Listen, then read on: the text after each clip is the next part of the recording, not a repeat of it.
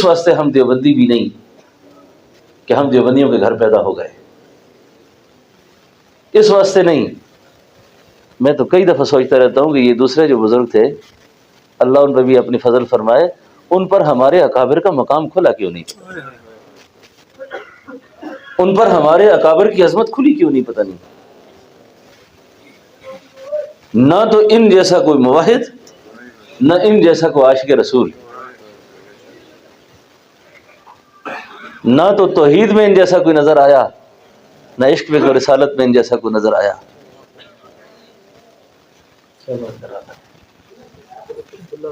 حضرت عبداللہ بہلوی، حضرت بہلوی فرماتے ہیں میں تمہیں قرآن کا مفہوم سمجھا دوں، میں آپ کو قرآن کا خلاصہ سمجھاؤں؟ کہنے لگے میں نے پورے قرآن پر غور کیا تو مجھے پورے قرآن کا خلاصہ سورہ فاتحہ میں نظر آیا۔ سورہ فاتحہ میں غور کیا تو اس کا خلاصہ مجھے پہلی آیت الحمدللہ رب العالمین میں نظر آیا۔ الحمد پہ غور کیا تو اس کا خلاصہ مجھے بسم اللہ الرحمن الرحیم میں نظر آیا۔ جب بسم اللہ میں غوطہ لگایا تو بسم اللہ میں غوطہ لگاتے ہوئے یہ بات سمجھ آئی کہ بسم اللہ کے بے میں ہے اس کا خلاصہ، بسم اللہ کے با میں ہے، اور با جو ہے یہ الساق ہے، معنی ملانے کے ہیں، تو پورے قرآن کا خلاصہ تعلق باللہ ہے، پورے قرآن کا خلاصہ تعلق باللہ۔ امام الاولیاء حضرت لاہوری،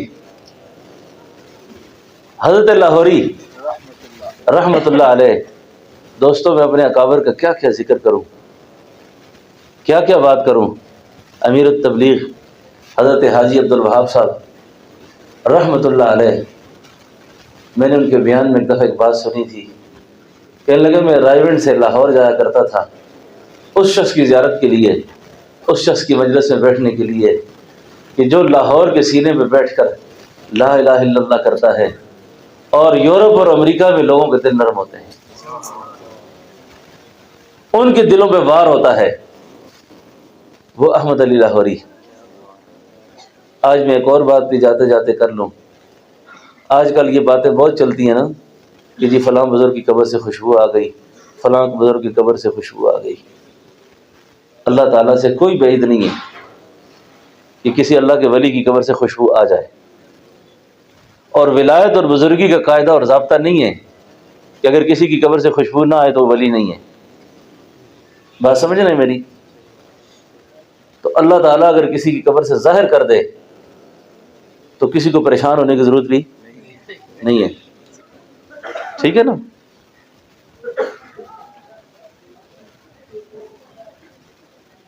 بات میری سمجھ آ رہی ہے آپ کو؟ ہم پریشان نہ ہوا کریں ایسا کیوں ہو گیا، ایسا معاشرت جو ہوتی ہے نا انسان کو کھا جاتی ہے، معاشرت کیا ہوتی ہے؟ کھا جاتی ہے۔ ہم زمانہ لوگ بہت کم کسی کو ولی مانتے ہیں، ان کو ہر وقت یہی ہوتا ہے، اور یہ بسکٹ بڑا مہنگا پہنا ہوا ہے، گاڑی بڑی اچھی رکھی ہوئی ہے، خوشبو بہت اچھی لگاتے ہیں، روٹی بہت اچھی کھاتے ہیں۔ اور حکیم اختر صاحب رحمۃ اللہ علیہ فرمایا کرتے تھے یہ پیروں کو، بزرگوں کو، علماء کو دیکھ کر نا لوگوں کو بڑی تکلیف ہوتی ہے، کہتے جی یہ پیر مرغے بہت کھاتے ہیں۔ وہ فرماتے تھے پہلے ہم اپنے نفس کو مرغا بناتے ہیں، پہلے نفس کو کیا کرتے ہیں؟ مرغا بناتے ہیں، پھر مرغا کھاتے ہیں، کیونکہ ہمارا نفس بھی مرغے کی جنس سے ہو جاتا ہے، اس کو کشش ہوتی ہے مرغے کی طرف، دال وہ ہضم کرتا ہی نہیں ہے۔ دال وہ گوشت کتنا مہنگا ہے، چھوٹا، کتنا چھوٹا گوشت مہنگا ہے، لوگ کہتے ہیں ہم سوچ بھی نہیں سکتے، ہم دال کھانے کو سوچ نہیں سکتے، ہم نے دال کا نہیں سوچا کبھی بھی۔ تو پریشان ہونے کی کوئی ضرورت نہیں، کیا بات کر رہا تھا؟ حضرت لاہوری کی قبر سے خوشبو آ گئی۔ میرے شیخ و مرشد حضرت خواجہ پیر عبدالحی صاحب رحمۃ اللہ علیہ نے مجھے خود فرمایا، پہلے تو انہوں نے بڑا دلکش تذکرہ کیا، بڑا خوبصورت تذکرہ، کہنے لگے میں نے 1953 میں شنکیاری میں ختم نبوت کا جلسہ تھا، اور 5-6 اکابر کو سٹیج پہ اکٹھے بیٹھے ہوئے دیکھا، مجاہد ملت مولانا غلام غوث ہزاروی، شیخ القرآن حضرت مولانا غلام اللہ خان، حضرت مولانا محمد علی جالندھری، امیر شریعت سید عطا اللہ شاہ بخاری، امام الاولیاء حضرت لاہوری کہنے لگے میں زیادہ تو نہیں لیکن دو بزرگوں کی بات آپ کو سناؤں۔ کہنے لگے کہ میں بالکل ان کے قدموں میں بیٹھا ہوا تھا تو میں حضرت لاہوری کے چہرے کو دیکھتا تھا،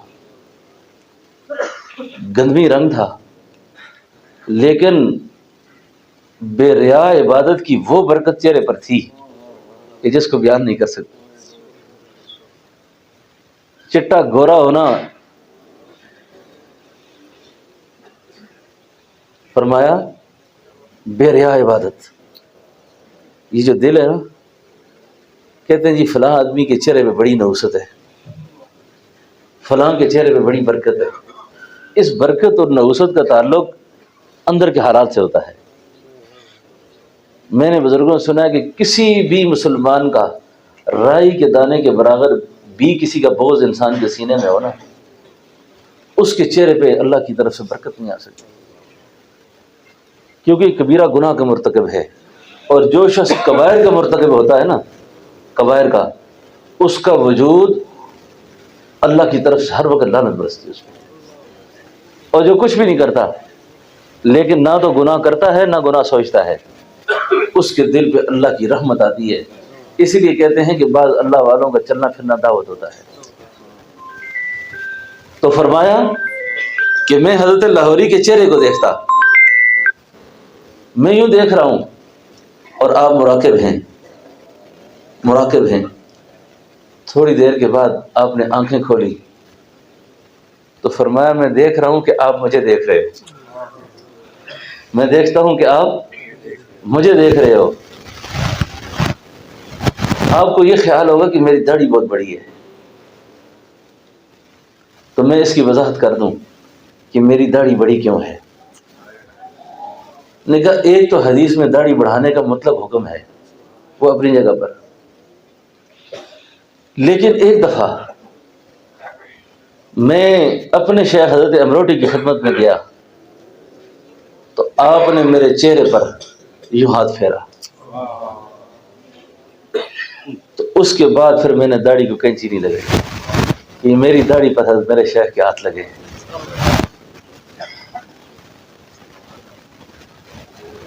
وہ حضرت احمد علی لاہوری فرمایا جس وقت فوت ہو گئے، یہ ان کی ایک بات آگے مجھے یاد کرانے، پھر میں امیر شریعت کی بھی ایک بات کر دوں۔ کہنے لگے امیر شریعت کی جب خطاب کی باری آئی تو انہوں نے دو باتیں مجھے یاد ہیں۔ ایک بات اس میں یہ تھی کہ ہمارے چھچ کے علاقے کے قاری صاحب تھے، قاری محمد الیاس صاحب، وہ بڑے قاری ویسے بھی خوش رنگ ہوتے ہیں، خوش لباس ہوتے ہیں، خوش پوش ہوتے ہیں، خوش خوراک ہوتے ہیں، یہ خوش خط بھی ہوتے ہیں، خوش رنگ ہوتے ہیں۔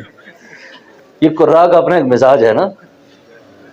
آج کل تو مطلب فراوانی ہو گئی نا، پہلے ہمارے زمانے میں جیب میں استادوں کی کنگھی بھی ہوتی تھی، شیشہ بھی ہوتا تھا، سرما بھی ہوتا تھا، یعنی یہ لازم چیزیں ہوتی تھی جو قاری صاحب کی جیب میں ہمیشہ رہتی تھی نا۔ تو وہ قاری صاحب کے ہاتھ میں ایک چھڑی تھی بڑی خوبصورت۔ کئی لوگوں کے پاس چھڑیاں ہوتی ہیں نا، ایک تو چھڑی ہوتی ہے، ایک ڈنڈا ہوتا ہے، جو آج کل مولویوں پہ رکھا تھا پچھلے دنوں۔ کیسے کیسے بولے؟ نہیں سمجھو؟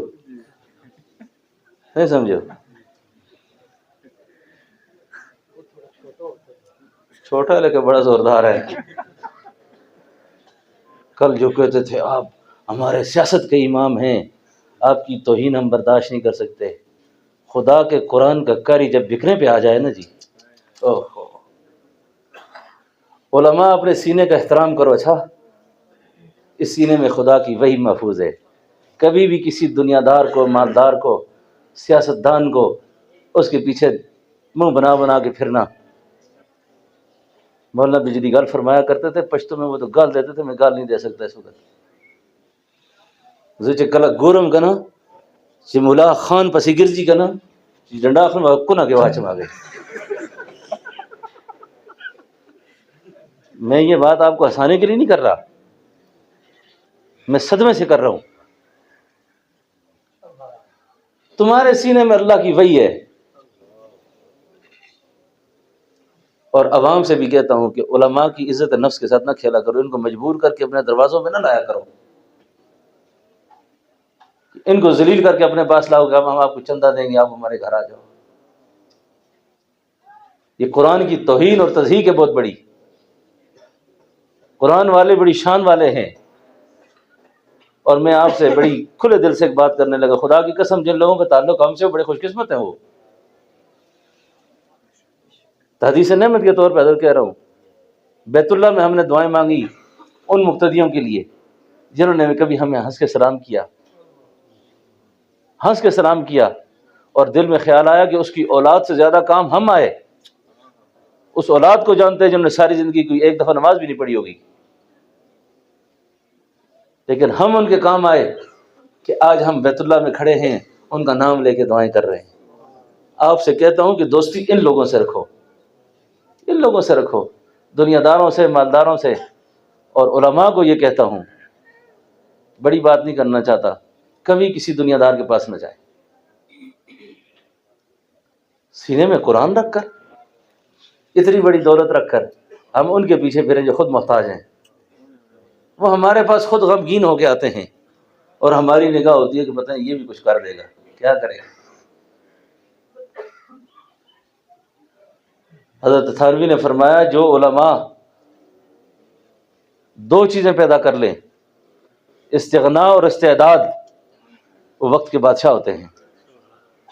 اور استغنا اور استعداد، اور استعداد کا ایک معنی کسی صوفی نے یوں کیا کہ سب سے پہلے علماء کو اپنے اوپر اعتماد ہونا چاہیے. اور 10 سال ہم نے پڑھا، کیوں اعتماد پیدا نہیں کیا اپنے اندر؟ کیوں اعتماد ہمارے اندر نہیں ہے کہ ہم مروب ہو جائے کسی کو دیکھ کر، ہم سر نیچے کر دیں کسی کو دیکھ کر؟ کیوں؟ تواضع اور چیز ہے، تواضع کا تعلق دل سے ہوتا ہے. علی میاں نے جب شاہ فیصل سے گفتگو کی تھی نا، شاہ فیصل سے، مفکر اسلام ابو الحسن الندوی رحمۃ اللہ علیہ، جس وقت شاہ فیصل سے گفتگو ہوئی تھی اور شاہ فیصل سے 2 باتیں کی، شاہ فیصل کی چیخیں نکل گئی تھی. اس کا سیکورٹی عملہ دوڑتا ہوا آیا کہ کیا مسئلہ ہے؟ فرمایا میرا اور ہندی عالم کا ذاتی معاملہ، تم جاؤ پیچھے. پوچھنے والوں نے پوچھا کہ شاہ فیصل آپ کی بات پہ کیوں رویا تھا؟ کہا اس بات پہ رویا تھا کہ میں نے شاہ فیصل کو ایک بات کی کہ بادشاہ سلامت آپ اس مملکت کے بادشاہ ہیں جہاں اللہ کے نبی آرام فرمائے، جہاں اللہ کے نبی سوئے ہوئے، اور جس جگہ اللہ کے نبی سوئے ہوئے ہیں آپ اس ملک کے بادشاہ ہیں. یہ اللہ کے عرش سے بھی اوپر جگہ، عظمت والی جگہ ہے، یہ اللہ کے عرش سے بھی زیادہ عظمت والی ہے یہ. شاہ فیصل کی چیخ نکل گئی، رویا شاہ فیصل. اس کے بعد کہا کہ یہ وہ ملک ہے کہ جس کے ملک کے بادشاہ رعایا پہ اتنے انصاف والے تھے کہ ٹوپیاں سی کے گزارا کرتے تھے. جب یہ بات سنی تو وہ رویا، لیکن اس نے بھی جاتے جاتے ایک بات کی. علی میاں کہتے تھے یہ شاہ فیصل کا قرض تھا یہ بات مجھ پر. اس نے کہا حضرت بات تو آپ ٹھیک کرتے ہیں کہ بادشاہ تو ٹوپیاں سی کے گزارا کرتے تھے، لیکن ان کے مشیر بھی تو آپ جیسے لوگ ہوتے تھے، ان کے مشیر بھی تو آپ جیسے لوگ تھے.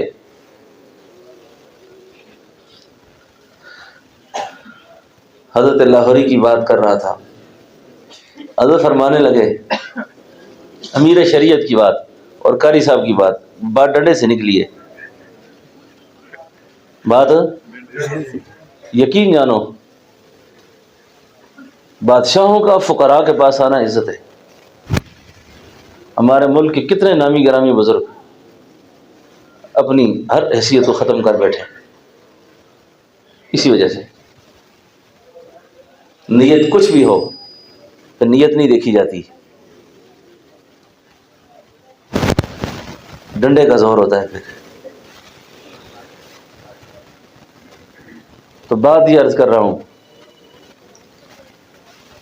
کہ دل میں اللہ کا خوف ہو، ڈرنے والا ہو بندہ اللہ سے، دنیا کی کوئی طاقت کچھ نہیں کر سکتی۔ دنیا کی طاقتیں کیا ہیں؟ دنیا والے کر کیا سکتے ہیں؟ ان کے ہاتھ میں کچھ نہیں ہے۔ ہم نے تو اپنے بڑوں سے یہ سنا ہے، کسی کتاب میں لکھا ہے کسی اللہ والے کے مرید کو کسی بادشاہ نے تھپڑ مار دیا تو مرید دوڑتا ہوا ہے، اس نے کہا حضرت مجھے فلاں نے مارا ہے۔ اس اللہ والے نے بادشاہ کو خط لکھا کہ جتنا جلدی ہو سکتا ہے میرے مرید سے معافی مانگ لے، ورنہ کل سے آپ کی حکومت ختم کرا دیں گے ہم۔ لوٹا مسلح ہم نے اٹھا رکھا ہے، کچھ نہیں بچے گا تمہارا۔ خودی کو کر بلند اتنا کہ ہر تقدیر سے پہلے خدا بندے سے خود پوچھے بتا تیری رضا کیا ہے۔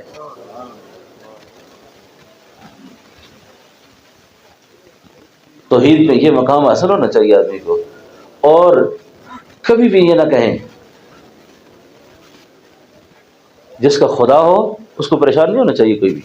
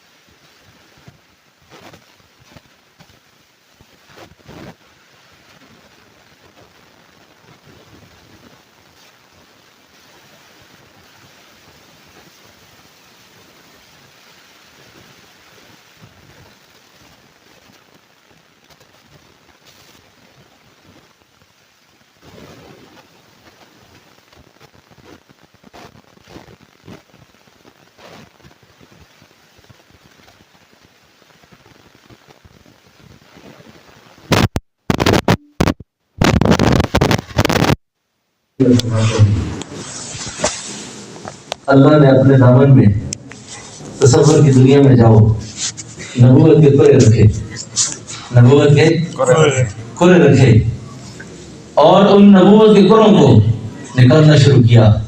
آدم یہ لے لو، ابراہیم لے لو، اسماعیل لے لو، سلیمان لے لو، موسیٰ لے لو، عیسیٰ لے لو۔ اب جب سارے کرے تقسیم کر دیے، آخر میں دامن جھاڑ کے فرمایا محمد سب کچھ تم لے لو، اب میرے دامن میں کچھ بھی نہیں۔ تو مرزا گاندھی کہاں سے نبی ہوا؟ جب پورا بچا ہی کوئی نہیں، پورا بچا ہی کوئی نہیں۔ دوسری بات یہ شاہ جی نے فرمائی، خوشبو پہ بات آ رہی تھی، فرمایا میں نے اخبار میں پڑھا کہ خوشبو آئی ہے۔ تصدیق کے لیے میں بس میں بیٹھا لاہور گیا، کہنے لگے لاہور جب گیا تو واقعتاً ایک جمع غفیر تھا، خوشبو کے ہلے اٹھ رہے تھے، میں نے بھی خوشبو اٹھائی، دیر تک سنتا رہا۔ اسی اسنا میں علامہ احسان احمد مرشد آبادی آ گئے۔ علی گڑھ جانتے ہیں وہ کون تھے؟ وہ میرے والد صاحب میرے لاکھولی کے نام پر کا تھا۔ علامہ احسان احمد آ گئے، جب وہ آئے انہوں نے قبر پہ کھڑے ہو کے کہا، اور بھیجا تھا ان کو حضرت علامہ شمس الحق افغانی نے، جاؤ حضرت لاہوری کی قبر پہ کھڑے ہو کر اللہ سے دعا کرو کہ اے اللہ جو خوشبو آپ نے باہر ظاہر کی ہے اس خوشبو کو اندر کر دیں، یہ لاہوری شرک میں مبتلا ہو جائیں گے، یہ مٹی اٹھا کے پتہ نہیں کیا اشر کریں گے یہاں کا۔ حضرت احسان احمد مرشد آبادی کی دعا سے وہ خوشبو واپس چلی گئی۔ تو بہرحال یہ اصلاح تھوڑی بہت آج کل مسئلے چلتے رہتے ہیں نا، او جی فلاں بزرگ کی خوشبو آ گئی، جی فلاں آ گئی، تو آئے تو کسی کو تکلیف ہونے کی ضرورت نہیں، بالکل پریشان نہ ہوا کریں۔ اللہ کی طرف سے اگر کسی کے ساتھ کوئی معاملہ ہو جائے تو اس کو ٹھیک ہے نا، بزرگوں کے جنازے تاخیر سے نہیں پڑھنے چاہیے۔ ہمارے حضرت خواجہ محمد عرفان صاحب رحمۃ اللہ علیہ کے ساتھ تشریف فرما ہے، مجھے بھی حضرت خود فرمایا تھا کہ میرے جنازہ جو ہے 4 گھنٹے روکا جائے، 2 گھنٹے متعلقین میں اور 2 گھنٹے اہل خانہ میں، اور خود مولانا عمران صاحب کے جنازے میں نہیں پہنچ سکے تھے۔ یہ بزرگوں کا کام ہے، وہ تو ختم ہو گئے، اب یہ معاملہ ان بزرگوں کا نہیں ہے جن کو آپ سے چھیڑ رہے ہیں، یہ وہ رساک ہے، یہ پچھلوں کا ہے۔ ایک درخواست میں کروں، علماء نے یہ ویڈیو اور یہ چیزیں گنجائش دی ہے نا، میرا مسئلہ ان معاملات میں وہی ہے جو دارالعلوم کراچی کا ہے، ان بزرگوں کا ہے۔ میں کسی مجلس میں بیٹھا ہوا تھا، جیسے یہ کیمرہ لگا ہوا ہے نا، تو اس کیمرے والے نے کیمرہ کہیں اور پھیرا نا، جو بزرگ بیان کر رہے تھے انہوں نے کہا مجھ پہ فوکس کرو، مجھ پہ فوکس کرو کیمرہ۔ انہوں نے کہا بیان میرا ضرورت ہے نا، یہاں سے اگر میرا بیان جو جہاں سے آپ نے کیمرہ پھیرا ہے نا، یہاں سے کوئی ادخال ہو جائے کسی طرف سے، اور آج فتنے کا زمانہ ہے نا، آج تو پتہ نہیں کوئی نئی چیز آ گئی ہے، G P T, chat G P T, اب پتہ نہیں وہ شے اگر اس میں شامل ہو جاتی ہے تو میرا بیان تو غلط چلا جائے گا۔ اب لگایا ہے تو مجھ پہ فوکس کرو جو بات میں کر رہا ہوں۔ اب اگر علماء نے اس کو، اور علماء موجود ہیں، کئی لوگ بحث کرتے تھے پہلے کیوں حرام تھا اب کیوں حلال ہے۔ فقیہ جو ہوتا ہے نا، فقیہ کی نگاہ بہت گہری ہوتی ہے، وہ طویل غور کرتا ہے، بڑی فکر کے بعد۔ علماء عرب نے، علماء مالکیہ نے اس کو بہت پہلے حلال کیا۔ مولانا قاسم جی گھر صاحب میرے ساتھ درمیان میں تھے تو ایسے کیمرہ لگا ہوا تھا، کچھ لوگ بیوقوف ہوتے ہیں، وہ سارے کے سامنے کہتے ہیں مفتی صاحب یہ جائز ہے کہ حرام ہے؟ انہوں نے کہا پہلے حرام تھا جائز ہے۔ میں کیا جواب دوں آپ کو، میں خود مبتلا ہوں اس وقت، تو میں آپ کو کیا کہوں گا جنہیں حرام ہے۔ تو کتے کا طرح متقی بھی نہیں ہونا چاہیے بندے کو، ایک ٹانگ اٹھا کے دوسری کو پیشاب کر دیں۔ خوش سارے ہوتے ہیں، خوش سارے ہوتے ہیں، سب کو خوشی ہوتی ہے چلو میرا بھی فوٹو شوٹو آ جائے۔ جتنے بھی ہم نے دیکھے نا لوگ ایسی خام ہاں کوئی نہ کوئی مسئلہ نکالتے رہتے ہیں۔ بہرحال یہ اپنی جگہ پر ایک درخواست آپ سے بھی کرتا ہوں، میں اپنی آپ سے بھی کرتا ہوں، مرنے کے بعد ناک میں روئی ٹھوکی ہوئی ہے، منہ میں روئی، اس کی فوٹو، خدا کی مطلب کیا ضرورت ہے اس کی؟